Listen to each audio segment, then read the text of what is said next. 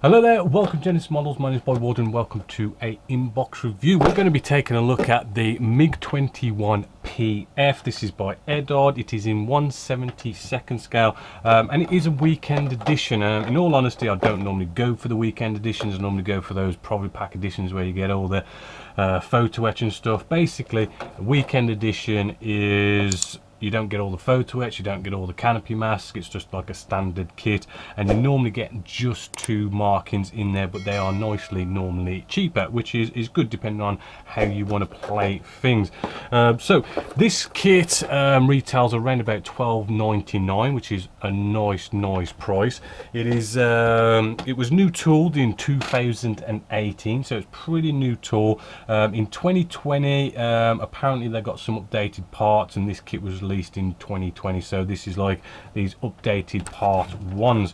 Right, so first off, we've got our canopy just here. If we just kind of bring you in on the canopy, yes, it is atypical Eduard, really nice sort of crystal clear, well detailed canopies. Right, if I lift it up into the light, I mean, maybe this one just here, I know it's hard to see on camera, but maybe slightly scuffed through packaging, but it's not major, it can be buffed out.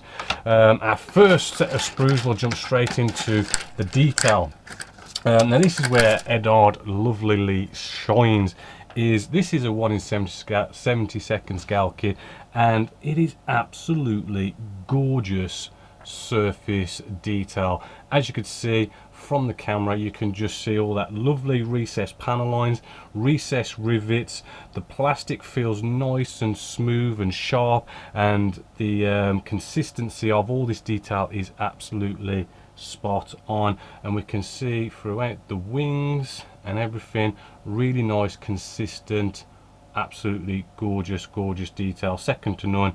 That's what we love about Eduard. I mean, I've never built this one, but if it goes together nicely, I mean, you cannot grumble at this kit. So as you can see, lots and lots of detail going on all the way around. Maybe some little fiddly parts here that you've got to be careful about, but all looking good. On the inside, again, really nice and smooth plastic. Right, we have absolutely gorgeous detail on our wheel wells just here, as you can see. Lovely detail inside there. I'm thinking it's like raised rivets and all sorts going on. Not much detail in the cockpit area, but it does build up the cockpit inside there. That's our first sprue. Moving along, we have all sorts of little bits on here. We've got air brakes, open or close, which is nice to have that option and feature. Again, loads of detail around them. We've got some internal cockpit detail here. Again, we've got this good old sort of Eduard. They blank them out for us if we're going to have the photo etch, and they also have the detail version as well. This being a weekend edition, we don't have photo etch, so yeah, we're going to be using those parts. Right, and we also have our ejector seat just here, nicely detailed. I mean, this is 1/72nd scale. This is actually really top notch for the scale. I mean, this is probably the best kind of 1/72nd scale I've seen in detail and everything, in all honesty. We've got pylons. We'll just get you to focus there. Right, again, more cockpit detail. Actually, that was one thing I should have actually shown you, is the instrument display panels are here. They are actually in the clear part just there, so you could probably nicely play around to get sort of like clear dials going on there, because you do get the dials as decals, so you could nicely kind of play around with that. Next sprue, again, we've got loads of little bits going on just here, but yeah, we've got our nose cone. I believe that's a bit of wheel well detail just on there. Right, this is our end of our exhaust as well. Flip it over, you can sort of see some nice detail just inside there.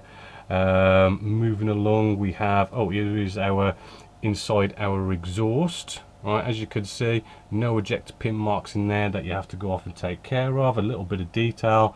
We have the exhaust fan just at the end here. Admittedly, we've got a little bit of flash going on there. there isn't a lot of flash. I've noticed this, and there's another place that I'll show you in a bit, but a little bit of flash just to take care of on there.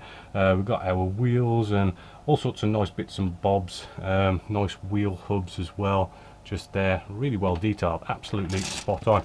Then we have a nice sprue here which is mainly full of weapons. In fact, it is all weapons on here, not up to date with Russian weapons, but you know, as you could see, we've got sort of like air-to-air missiles, we've got fuel tanks, we've got rockets and all sorts of goodies that are on there, and they are all looking just as well detailed in the surface detail, just like the rest of the kit. Nice big sprue there with a nice amount in there. So let's just move along. We have our decals or decals. Right, these are the main decals that you get with the kit, with all our markings. We have seat belts, as you can see, as decals, like them or hate them. Instrument display panels, I normally cut out the dials if anything, and the main markings, as you can see, does look well, it does feel quite nice and you know, not thick decals, right? Colours look good, right? Looks all in registry. And then we have, this is probably something that some of you may hate here, and that is this massive sheet of 1/72 scale stencils, which as you can see, which I've got upside down, absolutely tons and tons and tons and tons and tons of them. Again, you're probably not going to want to put all these on. Maybe depends on whether you like decaling or not.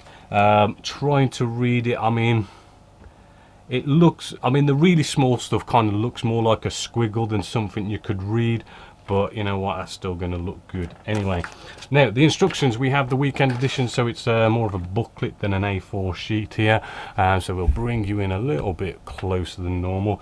We've got a nice write-up about the aircraft itself, good quality paper. We do have colour, and you know, as always, we start off with, well, 9 times out of 10 we start off with the cockpit area, which do take note. You know, you've got 2 markings in this, A and B, and do note that some things will be different depending on which markings you pick, so it does tell you and note that, so good to pick what you want to do first.